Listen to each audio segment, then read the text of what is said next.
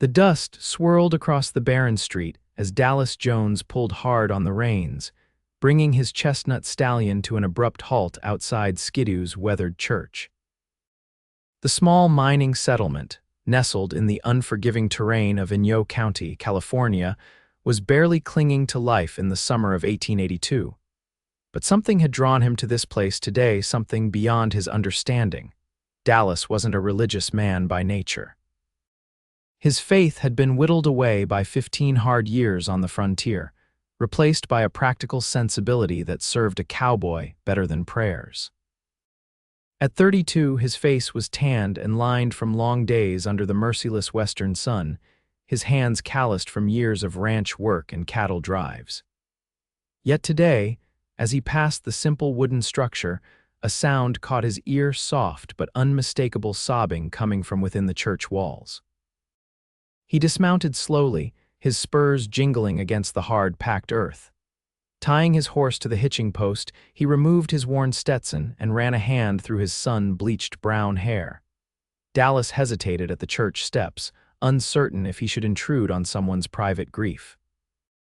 But something in those tears called to him a raw emotion that pierced his usually guarded heart. The door creaked as he pushed it open, the dim interior a stark contrast to the bright California sunlight.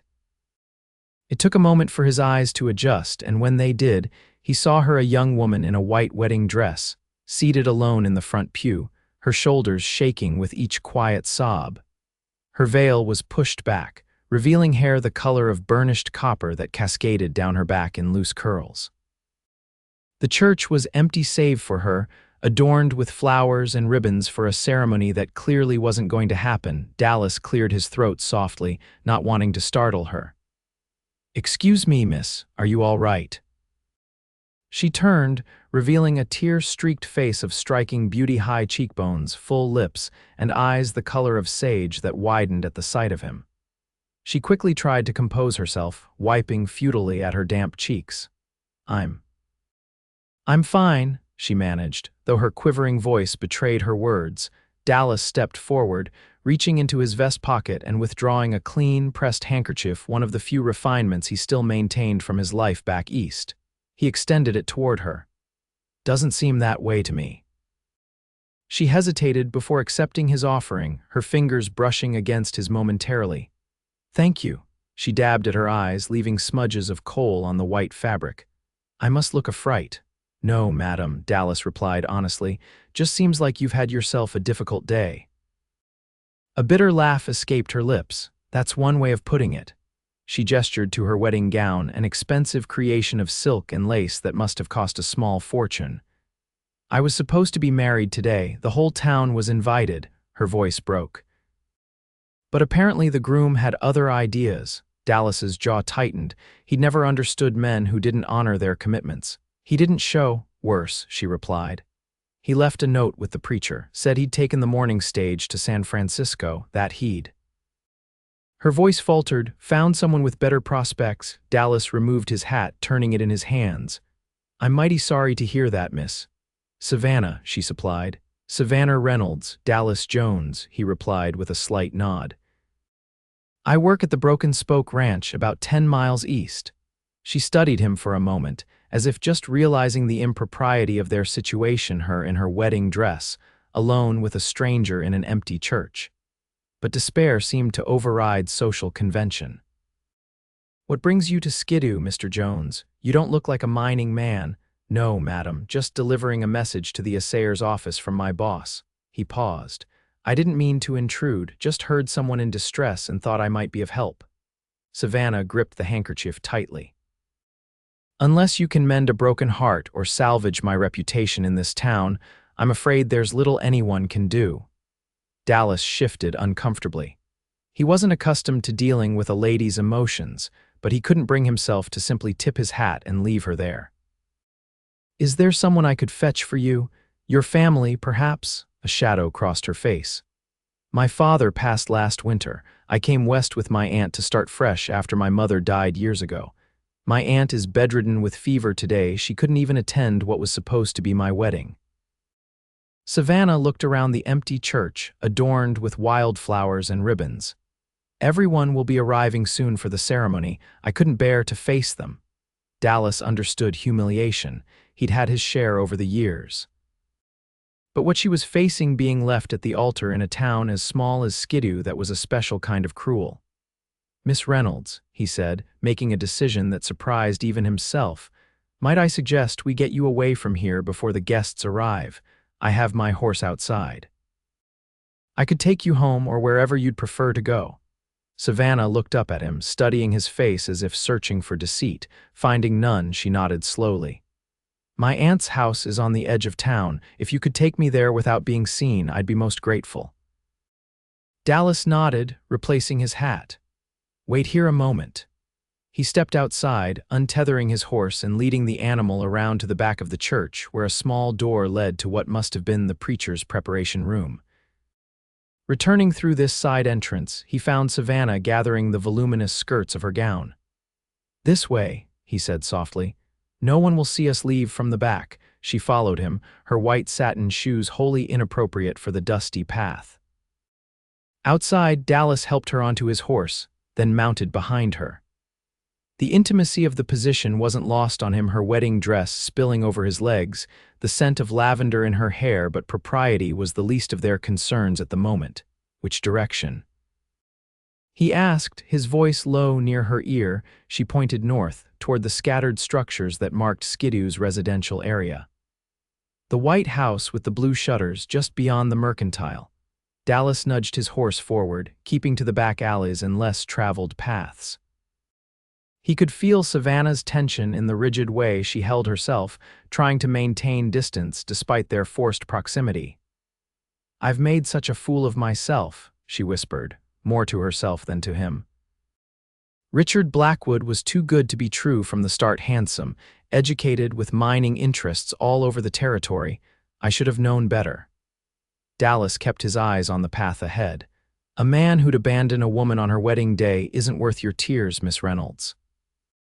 Perhaps not, she conceded. But they're not all for him. They're for me, for my aunt who spent her savings on this dress, for the life I thought I was going to have. She shook her head.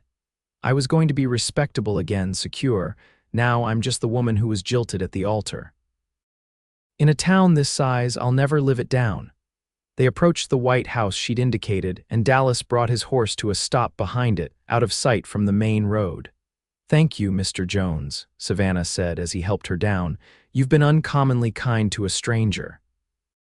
Dallas tipped his hat.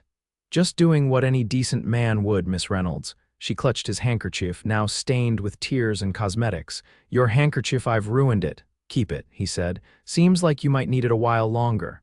A sad smile touched her lips. Goodbye, Mr. Jones.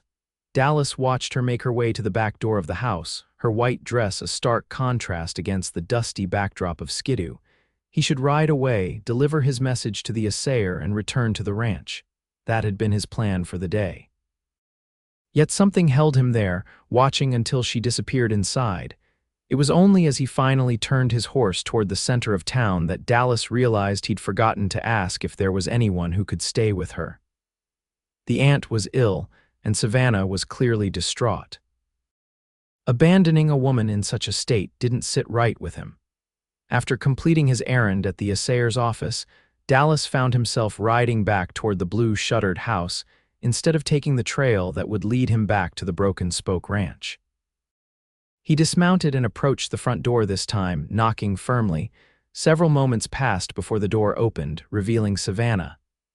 She'd changed from her wedding dress into a simple blue calico, her hair pulled back into a loose braid. Surprise registered on her face.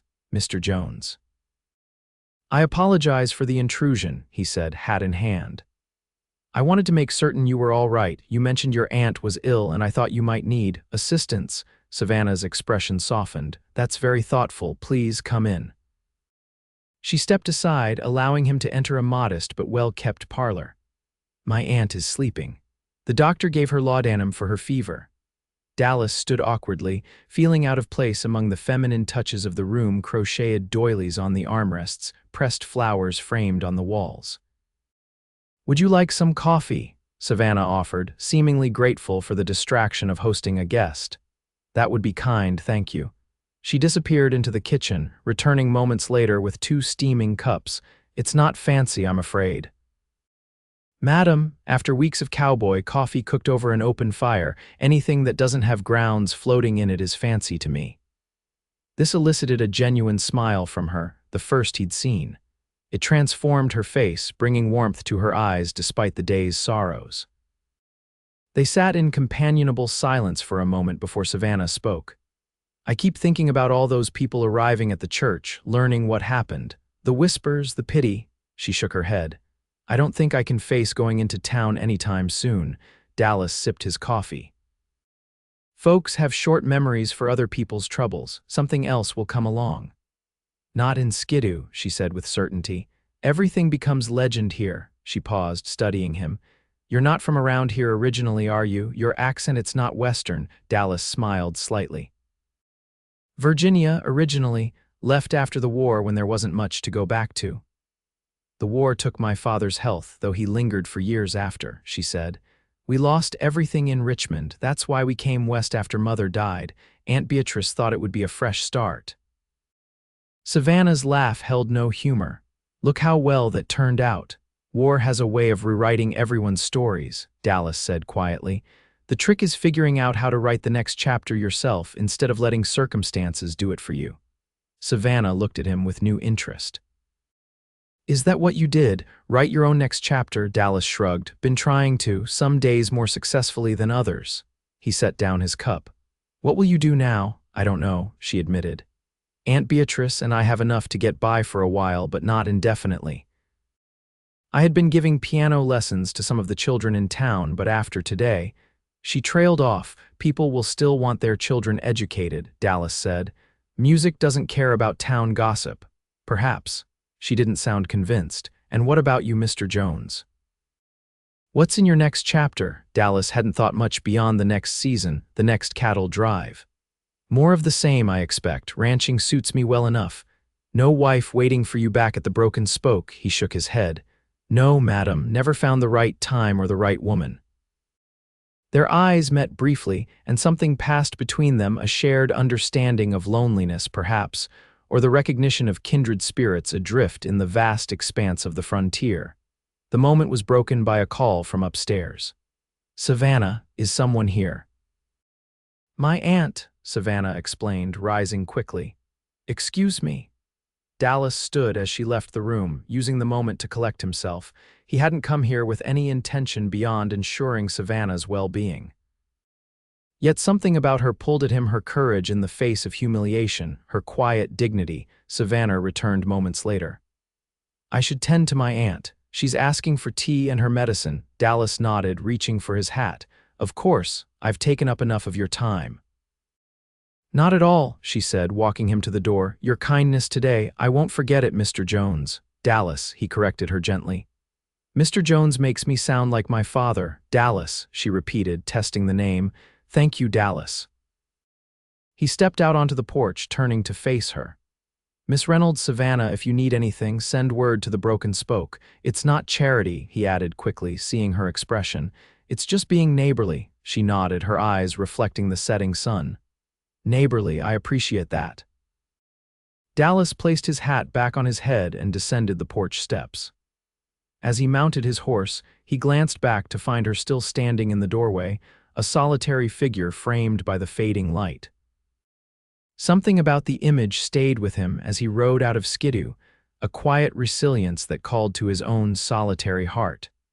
The following weeks brought the first hints of autumn to the high desert around Skidoo. Dallas found himself volunteering for errands that took him into town, something he'd previously avoided whenever possible. Each time, he would ride past the White House with blue shutters, sometimes catching a glimpse of Savannah in the garden or through an open window. Occasionally, he'd stop, ostensibly to inquire about her aunt's health, but truly to see her face light up with recognition when she saw him. These brief encounters became a bright spot in his otherwise monotonous routine. He learned that Savannah had indeed resumed giving piano lessons, though fewer students than before. Her aunt was slowly recovering but remained frail, and the town, predictably, still buzzed with gossip about the abandoned bride. It was during one such visit, nearly a month after their first meeting, that Savannah met him at the gate with news. "Aunt Beatrice's sister has written from Sacramento," she said, her expression troubled. "She's invited us to come stay with her. She says it would be better for Aunt Beatrice's health to be away from the desert, and—" She hesitated. "She thinks it would be good for me to leave Skidoo behind." Dallas felt an unexpected tightness in his chest. "When would you go?" "The stage leaves next Tuesday." Savannah's eyes met his. "I've been torn about it. Part of me wants to run from this place and all the whispers, but another part—" "Another part," Dallas prompted when she didn't continue. Savannah's cheeks colored slightly. "Another part wonders if running away is just letting Richard win. Letting gossip dictate my life." Dallas leaned against the fence post. "What does your aunt say?" "That at her age, new beginnings are exhausting, but she'll go if I want to." Savannah sighed. "I don't know what I want anymore." Dallas studied her face, noticing the shadows under her eyes, the tension in her shoulders. Sometimes a change of scenery helps clear the mind. Sacramento's not so far you couldn't come back if you wanted to. "Is that what you do? Leave?" He considered the question seriously. "I can't rightly say what I do in your boots, but I know that running from something is different than moving toward something better." Savannah nodded slowly. "Would you?" She began, then faltered. "Would you come by on Sunday for dinner? Aunt Beatrice has been asking about that nice cowboy who helped me. I think she'd like to thank you properly before we decide anything." Dallas felt a smile tugging at his lips. "I'd be honored. Sunday it is." As he rode back to the ranch, Dallas found himself contemplating his wardrobe. His one good shirt had a tear in the sleeve, and his boots were worn at the heels. For the first time in years, he cared about such things. The realization both amused and unsettled him. Sunday arrived clear and bright. Dallas had ridden into the larger town of Bishop the day before, purchasing a new shirt and having his boots polished. He'd even paid the barber for a proper shave, earning curious glances from the other ranch hands when he returned. Now, as he approached the blue-shuttered house with a small bouquet of wildflowers, he felt an unfamiliar nervousness. He'd faced down rustlers and survived blizzards without this flutter in his stomach. Savannah answered his knock, looking prettier than he remembered in a green dress that matched her eyes. "Dallas," she greeted him warmly. "Please come in. Aunt Beatrice is in the sitting room." He followed her inside, presenting the wildflowers with a self-conscious gesture. "Nothing fancy, but I thought your aunt might like them." Savannah's smile was worth every moment of the ribbing he'd endure from the other cowboys if they ever found out about the flowers. "They're lovely, thank you." In the sitting room, Beatrice Reynolds proved to be a diminutive woman with sharp eyes and Savannah's copper hair, now streaked with silver. Despite her recent illness, there was nothing frail about her manner. "So you're the cowboy who came to my niece's rescue," she said, appraising Dallas with an unnerving directness. "I've been wanting to meet you properly. Savannah speaks highly of your kindness." Dallas removed his hat, suddenly conscious of his calloused hands and sun-weathered face. "It was nothing any gentleman wouldn't have done, madam." "HMPH," Beatrice snorted. "There are precious few gentlemen left in this world, Mr. Jones. I've lived long enough to recognize one when I see him." She gestured to a chair. "Now sit and tell me about yourself while Savannah finishes in the kitchen." What followed was the most thorough interrogation Dallas had experienced since his mother had caught him sneaking back into the house after midnight when he was 16. Beatrice wanted to know everything: his family background, his experiences during and after the war, his prospects at the Broken Spoke, his views on politics and religion. By the time Savannah called them to dinner, Dallas felt as though he'd been turned inside out and examined thoroughly. Strangely, he didn't mind. There was something refreshing about Beatrice's honesty, a quality he recognized in her niece as well. The meal was simple but delicious: roast chicken, potatoes, and fresh bread that Savannah had baked that morning. The conversation flowed more easily than Dallas had anticipated, with Beatrice regaling him with stories of her and Savannah's journey west 4 years earlier. 3 broken wagon wheels, a snakebite, and a dust storm that lasted 2 days, Beatrice recounted. I told Savannah then that we were either the unluckiest travelers in history or God was testing our resolve. Which was it? Dallas asked, amused by the old woman's dramatic telling. Both, I suspect, she replied with a wink. The West doesn't give up its treasures easily. As the meal progressed, Dallas couldn't help but notice the way Savannah watched him, a curious warmth in her gaze when their eyes met. It stirred something in him that had lain dormant for too long. After dinner, while Savannah cleared the dishes, Beatrice fixed Dallas with a penetrating look. "What are your intentions toward my niece, Mr. Jones?" The directness of the question caught him off guard. "Madam, don't play coy with me, young man. You've been finding excuses to ride past our house for weeks. Savannah may pretend not to notice, but I've seen her watching for you from the window." Beatrice leaned forward. "She's been hurt badly. I won't see it happen again." Dallas met her gaze steadily. "I have nothing but respect for your niece, Mrs. Reynolds. I enjoy her company and admire her spirit. Beyond that, I can't say I've formed any specific intentions." Beatrice studied him for a long moment before nodding slowly. "Fair enough. But know this: Savannah deserves more than respect and admiration. She deserves someone who sees her worth fully." "On that, we are in complete agreement," Dallas replied. When Savannah returned, she suggested they move to the porch to enjoy the evening air. Beatrice declined, claiming fatigue, but her knowing smile suggested other motives for giving them privacy. Outside, the first stars were appearing in the darkening sky. Dallas and Savannah sat on the porch swing, a respectable distance between them, the gentle creaking of the chains filling the comfortable silence. "Your aunt is quite a character," Dallas finally said. Savannah laughed softly. "She's formidable. After my parents died, she was all I had. She gave up her comfortable life in Richmond to bring me west for a fresh start. She loves you very much." "Yes," Savannah's expression grew pensive. "That's why I'm torn about Sacramento. She says she'll support whatever I decide, but I know the journey would be difficult for her." Dallas considered his words carefully. "What's keeping you in Skidoo, besides concern for your aunt's comfort?" Savannah looked at him, the honesty in her eyes striking him to the core. "Recently, you." The simplicity of her answer left him momentarily speechless. "I'm sorry," she said quickly.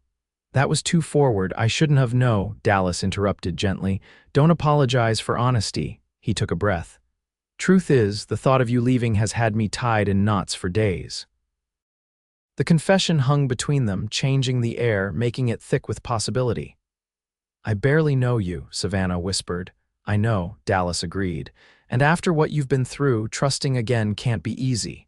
She nodded, her hands folded tightly in her lap. "When I met Richard, it was like a whirlwind. He was charming, sophisticated, everything a girl who grew up during wartime and Reconstruction dreamed about.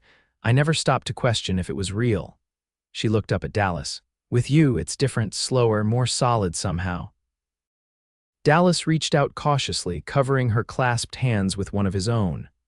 "I'm not a wealthy man, Savannah. I don't have Richard's fancy education or big dreams. What I do have is my word. When I make a promise, I keep it." "I believe that," she said softly. "From the moment you offered me your handkerchief in that church, I sensed you were a man of honor." The memory of their first meeting hung between them, her in her wedding dress, devastated and alone, him awkward but determined to help. "Stay," Dallas said suddenly. "Not for me, I have no right to ask that, but don't leave because you're running from gossip or bad memories." Savannah's smile was tinged with sadness. "If I stay, what then? I can't expect you to court the town's jilted bride. People would talk." "Let them," Dallas said with unexpected fierceness. "I've never cared much for other people's opinions." Their eyes met, and in that moment, something shifted between them, a recognition, a decision made without words. "I should go," Dallas said reluctantly, aware of the lateness of the hour and the impropriety of staying longer. "But I'd like to call on you properly, if you'd allow it." Savannah's expression brightened. "I'd like that very much." He stood, helping her to her feet. Their hands remained connected a moment longer than necessary, neither wanting to break the contact. "Good night, Savannah." "Good night, Dallas." As he rode back to the ranch under the star-filled sky, Dallas felt lighter than he had in years. Whatever happened next, he knew his life had changed irrevocably the moment he heard crying in that empty church. The following weeks took on a rhythm that became the happiest period of Dallas's adult life. 3 times a week, he would ride into Skidoo after his ranch duties, sometimes bringing small gifts, a book of poetry, fresh honey from a beekeeper near the ranch, wildflowers gathered along the trail. Savannah would be waiting, often with a freshly baked pie or a new piece of music to play for him on the small piano in their parlor. They took walks through town, deliberately facing the whispers and stares head-on. Dallas's steady presence beside Savannah gradually changed the narrative. The story of the abandoned bride evolved into something new, a tale of resilience and unexpected romance that appealed to the frontier spirit of redemption.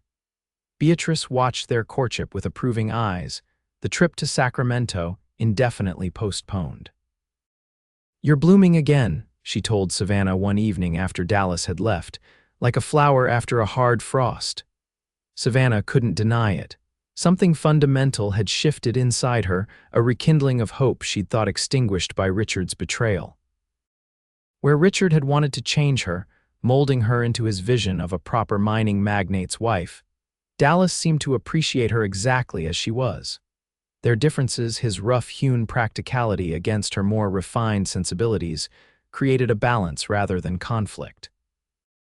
He taught her to ride astride rather than side-saddle, laughing with delight at her initial scandalized reaction. She introduced him to Dickens and Whitman, reading aloud by lamplight on quiet evenings when Beatrice had retired early. It was during one such evening in late October that Dallas finally kissed her. They had been discussing Leaves of Grass, Savannah passionately defending Whitman's unconventional style while Dallas played devil's advocate. The debate had brought a flush to her cheeks and a sparkle to her eyes that Dallas found irresistible. "You're beautiful when you're defending poetry," he said, interrupting her mid-sentence. Savannah paused, caught off guard by the sudden change in topic. "I what?" "Beautiful," he repeated, his voice lower, "especially when you're telling me I'm wrong." A smile tugged at her lips, "which happens quite frequently, exactly my point." Their laughter faded into a charged silence. Dallas reached out, gently tucking a strand of copper hair behind her ear, his fingertips lingering against her cheek. "Savannah," he said quietly, "may I kiss you?" The question, so formally asked, touched her deeply. Richard had always taken, never requested. This simple act of asking permission revealed more about Dallas Jones than 1,000 conversations. "Yes," she whispered. He leaned forward, his lips meeting hers in a kiss that began tentatively but quickly deepened as she responded. His hand cupped her face, thumb stroking her cheek with a tenderness that made her heart ache. When they finally parted, both slightly breathless, Dallas rested his forehead against hers. "I've been wanting to do that since the moment I saw you in that church." "Even with my tear-streaked face and ruined cosmetics?" she asked, a teasing note in her voice. "Especially then," he replied seriously. "You were real in a way most people never let themselves be seen, vulnerable but strong." Savannah drew back slightly to study his face. "You're not what I expected, Dallas Jones. Is that good or bad?" "Good," she said with certainty. "Very good." Their courtship continued through November, growing deeper as the days grew shorter. Dallas began staying for dinner more regularly, becoming almost a fixture at the Reynolds household. Beatrice's health improved with the cooler weather, and she took obvious pleasure in watching the romance blossom under her roof. It was the day before Thanksgiving when life in Skidoo was disrupted by unexpected news. Richard Blackwood had returned. The information reached Savannah through Mrs. Peterson at the general store, delivered with concerned glances and hushed tones. "He's staying at the hotel, dear. Arrived on yesterday's stage. Says he has unfinished business in town." Savannah's hands trembled as she paid for her purchases, her mind racing. Why would Richard return? His mining interests had supposedly taken him to San Francisco. What unfinished business could possibly bring him back to the town where he'd humiliated her so publicly? She hurried home, relief flooding through her when she saw Dallas's horse already tethered outside her house. He had come early today, a fortuitous coincidence given the news. Dallas knew something was wrong the moment she entered the parlor. What happened? Savannah set down her parcels, removing her bonnet with unsteady fingers. Richard is back in town. She watched Dallas's expression darken, jaw tightening as he processed this information. Did you see him? No, Mrs. Peterson told me. Savannah sank into a chair. Why would he come back, Dallas? After all this time, Dallas moved to her side, kneeling beside her chair to take her hands in his. I don't know, but it doesn't matter. He can't hurt you anymore, can't he? Savannah's voice was small. Just the thought of seeing him on the street makes me feel ill. All those memories, the humiliation. Listen to me, Dallas said firmly. What happened that day in the church, that was his failing, not yours. You've built something new here. Don't let him take that from you. Beatrice entered the room, having overheard their conversation from the hallway. Dallas is right, Savannah. That snake has no power over you unless you give it to him. Savannah looked between them, drawing strength from their certainty. What if he tries to speak to me? Then you hold your head high and keep walking, Beatrice said firmly. Or I could have a word with him, Dallas suggested, a dangerous edge to his voice. No, Savannah said quickly. I won't have you risking trouble on my account. Richard isn't worth it. Dallas didn't look convinced, but he nodded reluctantly. As you wish. But I'll be staying in town tonight at the boarding house. I don't want you facing this alone. True to his word, Dallas remained in Skidoo that night and the next day, Thanksgiving. They had planned a quiet celebration at the Reynolds home, with Dallas contributing a wild turkey he'd shot earlier in the week. The specter of Richard's presence in town hung over their preparations, but they were determined not to let it spoil their holiday. It was mid-afternoon, with the turkey roasting and the house filled with delicious aromas, when a knock came at the door. Dallas and Savannah exchanged glances, both thinking the same thing. I'll get it, Dallas said, his tone leaving no room for argument. He opened the door to find, as expected, Richard Blackwood standing on the porch tall, impeccably dressed, with the smooth good looks of a man who'd never worked a hard day in his life. His expression registered surprise at seeing Dallas, quickly masked by a practiced smile. I was hoping to speak with Miss Reynolds, Richard said smoothly. And you are? Dallas Jones, he replied curtly. Miss Reynolds isn't receiving visitors. Richard's smile didn't falter. I think she might make an exception for me. We have history after all. History's the right word for it, Dallas said, his voice hardening. It's in the past where it belongs. Before Richard could respond, Savannah appeared behind Dallas. It's all right, she said, placing a steadying hand on Dallas's arm. I'll speak with him. Dallas looked at her uncertainly. Savannah, please, she said quietly. I need to do this. Reluctantly, Dallas stepped aside, though he remained close enough to intervene if necessary. Savannah faced Richard, surprised by how little she felt looking at him now. The handsome face that had once made her heart race now seemed merely pleasant, his charming smile calculated rather than warm. Hello, Richard, she said coolly. What brings you back to Skidoo? Richard had the decency to look slightly uncomfortable. I wanted to explain about what happened. I handled things poorly. You abandoned me at the altar and left town, Savannah stated flatly. I'd say poorly is an understatement. Richard glanced at Dallas, clearly wishing for privacy. Could we speak alone?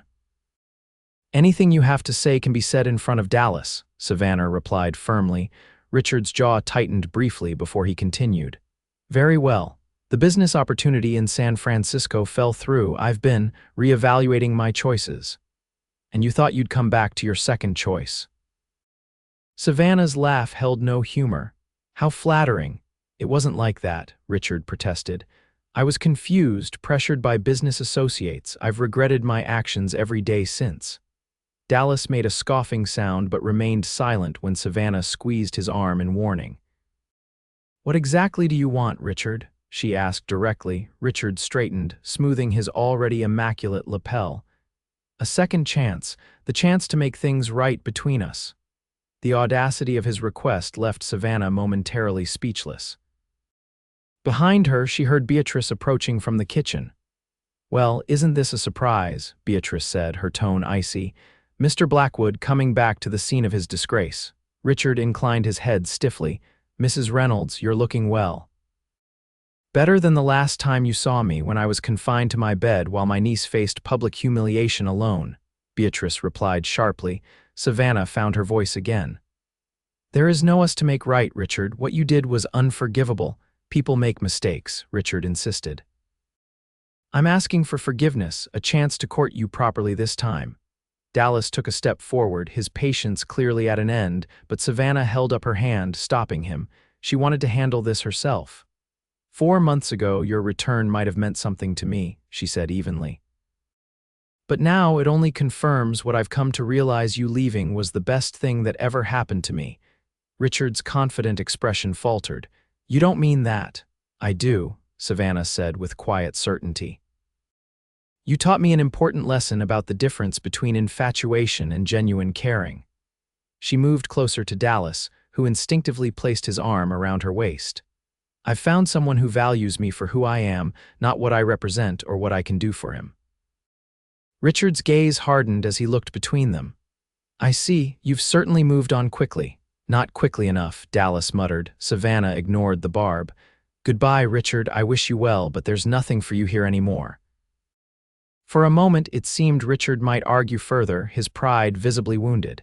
But something in Savannah's resolute expression must have convinced him of the futility of his pursuit. I've made a fool of myself, he finally said, a note of genuine regret in his voice. I apologize for disturbing your holiday. He turned to leave, then paused, glancing back at Dallas. Take care of her, she deserves that much. I intend to, Dallas replied, his tone softening slightly, and she deserves far more than either of us could ever give her. After Richard had gone, Savannah leaned against Dallas, suddenly exhausted by the confrontation. I never expected to see him again. Dallas pressed a kiss to her temple. You handled that with more grace than he deserved. It's strange, she mused.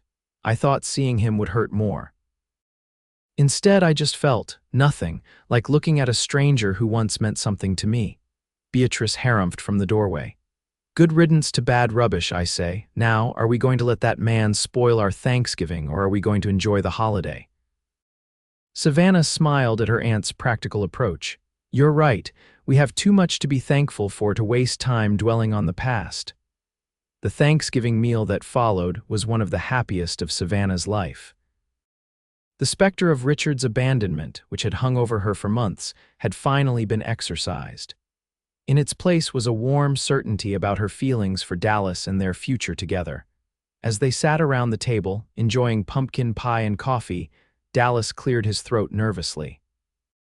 I have an announcement, he said, glancing at Beatrice, who nodded encouragingly. Mr. Robertson, the owner of the Broken Spoke, has offered me the position of foreman. It comes with use of the small house on the property, nothing fancy, but solid and weathertight. Dallas, that's wonderful. Savannah exclaimed, You deserve this opportunity. There's more, he continued, reaching into his pocket. I've been saving for something important. He withdrew a small box, sliding from his chair to one knee beside Savannah. Her breath caught as he opened the box to reveal a simple gold ring with a small pearl. Savannah Reynolds, Dallas said, his voice steady despite the emotion visible in his eyes. These past months have shown me what I was missing all my life without even knowing it. You've brought light and purpose and joy into my world. He took a deep breath.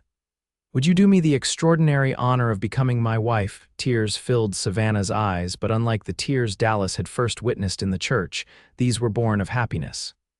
Yes, she whispered. Yes, Dallas, I will.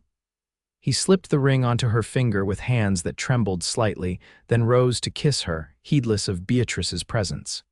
The older woman merely dabbed at her eyes with a handkerchief, making no attempt to hide her approval. Well, Beatrice said when they finally broke apart, it seems we have another reason to be thankful today.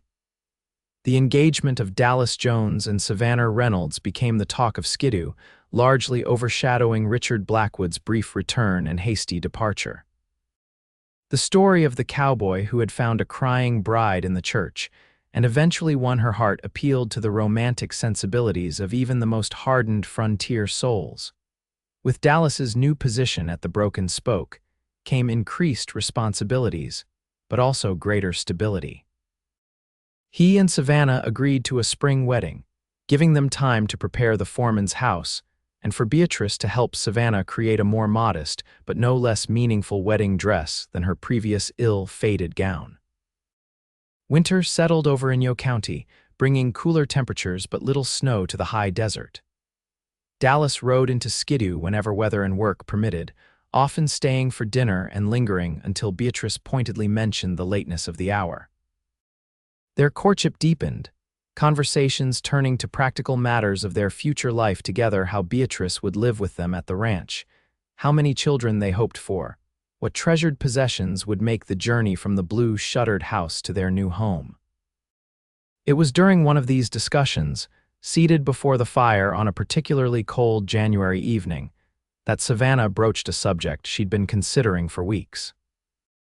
"Dallas," she said, her fingers intertwined with his as they sat side by side on the sofa, "what would you think about getting married in the church? The same one where you found me that day." Dallas looked surprised. "Are you sure? I thought you might want to avoid the memory." Savannah shook her head. "I've been thinking about it a lot. That church holds a painful memory, yes, but it's also where our story began, where you offered me your handkerchief and changed everything." She squeezed his hand. "I'd like to replace the bad memory with a good one. To walk down that aisle and actually get married this time to a man who keeps his promises."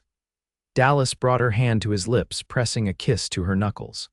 "If that's what you want, then that's what we'll do, though I hope you'll forgive me if I'm a bit anxious until you actually say I do." Savannah laughed softly. "I'll be there. Wild horses couldn't keep me away." As winter gave way to spring, wedding preparations accelerated. Beatrice threw herself into the planning with enthusiasm, her health much improved by the mild winter and the happiness surrounding her niece. The entire town seemed invested in the upcoming nuptials, perhaps seeking redemption for their previous gossip about Savannah's abandonment. The day before the wedding, Dallas rode into Skidoo for the final time as a bachelor. Tomorrow, he and Savannah would be husband and wife, beginning their life together at the Broken Spoke. The foreman's house had been cleaned and prepared, with a new quilt Beatrice had sewn adorning the bed and curtains Savannah had made hanging in the windows. He found Savannah in the garden behind the house, cutting early spring flowers for the simple bouquet she would carry the next day. "Nervous?" he asked, coming up behind her. She turned, her face lighting up at the sight of him. "Not about marrying you. A little about standing in that church again, but it feels right somehow." Dallas wrapped his arms around her, breathing in the scent of her hair. "This time tomorrow you'll be Mrs. Dallas Jones." "I like the sound of that," she murmured, leaning back against his chest. They stood quietly for a moment, savoring the peace of the garden and the anticipation of their future. "I have something for you," Dallas said eventually, reluctantly releasing her to reach into his pocket. "A wedding gift." He handed her a small package wrapped in brown paper. Savannah opened it carefully to reveal a handkerchief, not the plain one he'd offered her in the church, but a delicate lady's handkerchief with her soon-to-be initials embroidered in the corner. "It's beautiful," she said, running her fingers over the fine stitching. "I thought you might need it tomorrow," Dallas explained. "Happy tears this time, I hope." Savannah turned in his arms, reaching up to touch his face. "I love you, Dallas Jones, and I love you, Savannah Reynolds, soon to be Jones." Their kiss was a promise, sealed in the quiet of the garden as the sun began its descent toward the horizon. The next day dawned clear and bright, as if nature itself approved of their union. Savannah stood in her bedroom, Beatrice helping her into the wedding dress they'd created together, simpler than the elaborate gown Richard had insisted upon, but far more suited to her taste. The ivory satin bodice gave way to a flowing skirt adorned with delicate lace salvaged from her mother's wedding dress. "You look beautiful," Beatrice said, securing the final buttons, "like your mother on her wedding day."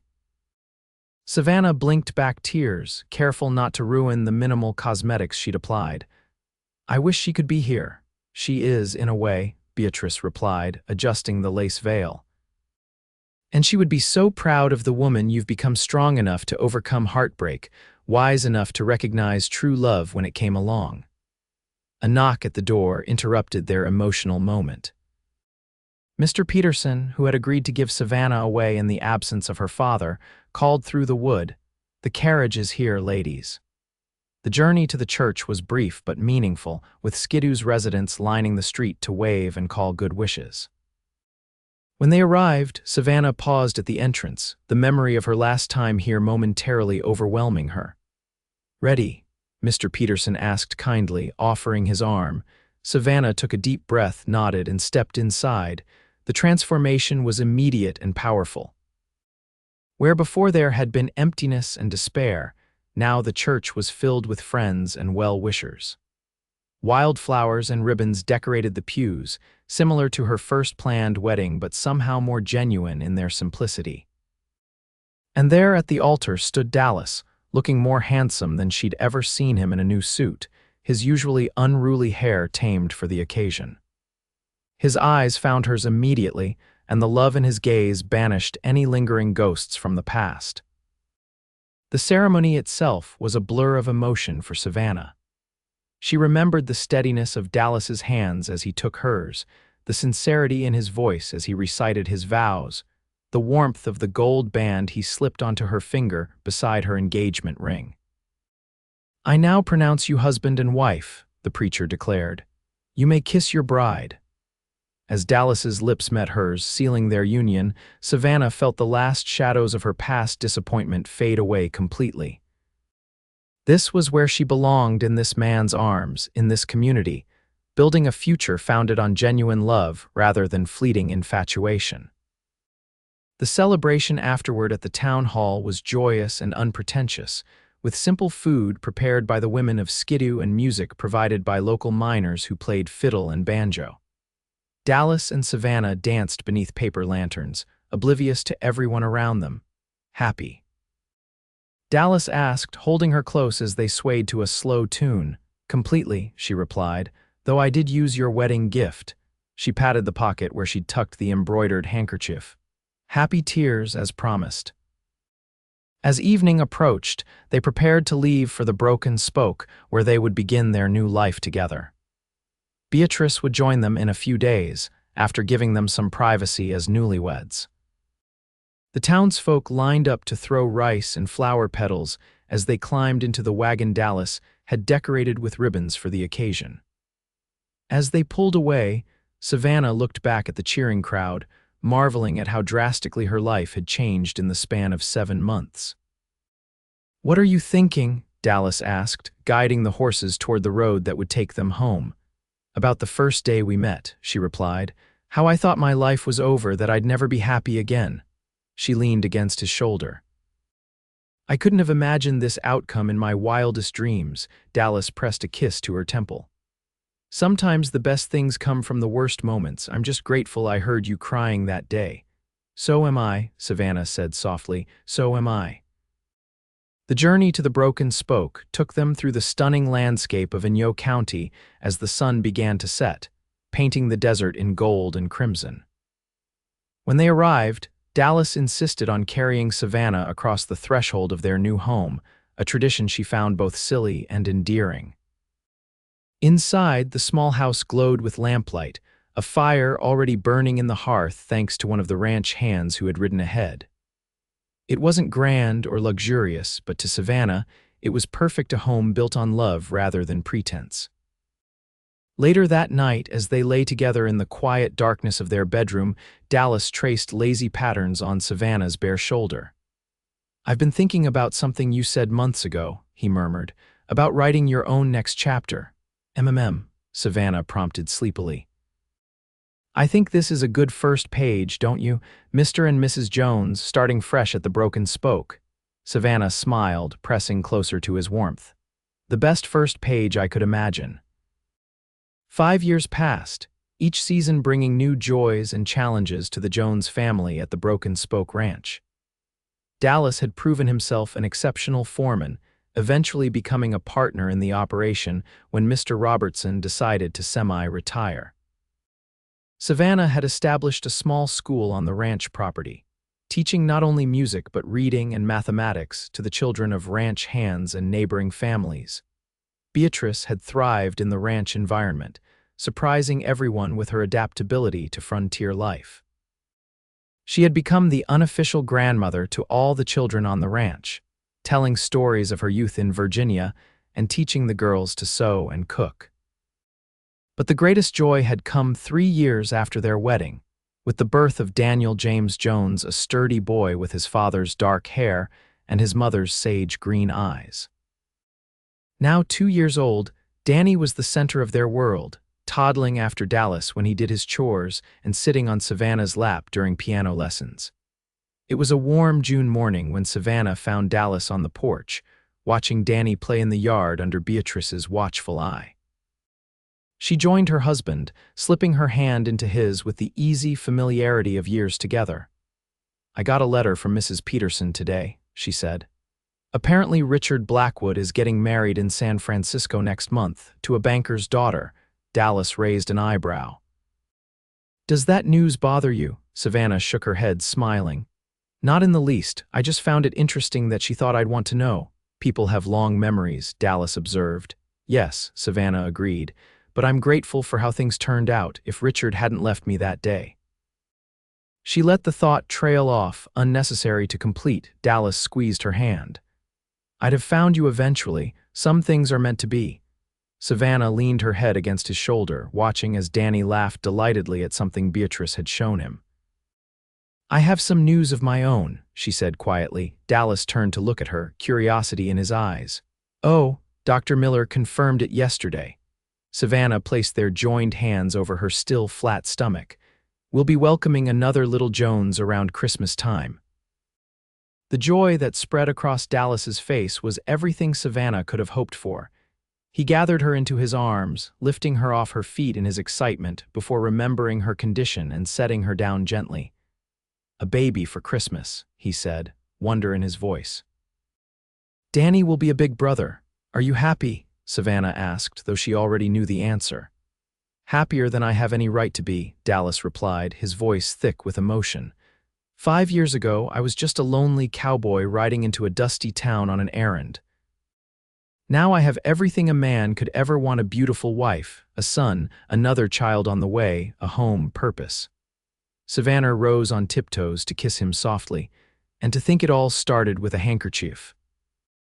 Dallas laughed, the sound carrying across the yard and causing Danny to look up and wave at his parents. "Best handkerchief I ever owned," he said, waving back at their son. As they stood together on the porch of their home, surrounded by the life they'd built from the ashes of disappointment, Savannah reflected on the strange twists of fate that had brought them to this moment. A broken engagement, a chance encounter in an empty church, a simple act of kindness that had changed everything. "I love you, Dallas Jones," she said softly. "More today than yesterday, less than tomorrow."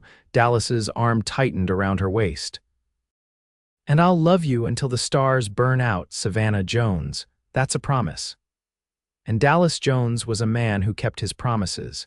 The years continued to flow by for the Jones family, each one bringing new chapters to their story. Their Christmas baby, a daughter they named Elizabeth Beatrice, arrived safely during a rare desert snowfall, a tiny miracle with copper hair like her mother and grandmother. Danny proved to be a devoted big brother, solemnly promising to protect his sister from all dangers, real or imagined. The Broken Spoke prospered under Dallas's management, expanding its operations and gaining a reputation for quality cattle and fair dealing. Savannah's school grew as well, eventually moving to a purpose-built schoolhouse that served children from miles around. Beatrice lived to see her 93rd birthday, surrounded by her family and the extended community she'd come to love. When she passed peacefully in her sleep the following winter, she was mourned not only by Savannah and Dallas but by everyone at the ranch and in Skidoo who had come to know her sharp wit and generous heart. Through it all, the joys and sorrows, the successes and challenges, Dallas and Savannah remained each other's steadfast partners. The handkerchief he'd offered her that fateful day in the church was framed and hung in their parlor, a simple reminder of how the greatest love stories can begin in unexpected moments of kindness. And sometimes, when the house was quiet and the children asleep, Dallas would take Savannah in his arms and dance with her by firelight, just as they had at their wedding all those years ago. In those moments, with her head resting against his chest and his arms holding her close, Savannah knew with absolute certainty that being left at the altar had been the best thing that ever happened to her. For it had led her to Dallas Jones, the cowboy who had found her crying in the church and offered her not just his handkerchief, but his heart.